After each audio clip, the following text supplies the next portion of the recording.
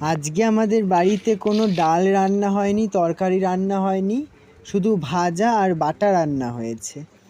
এটা হলো গ্যাদাল পাতার বড়া। এই বড়াতে একটু পোস্ত দেওয়া হয়েছিল, আর তার সাথে আছে পটল ভাজা, আর এটা হলো পাট শাক ভাজা। পাট শাক ভাজা খুব ভালো লাগে।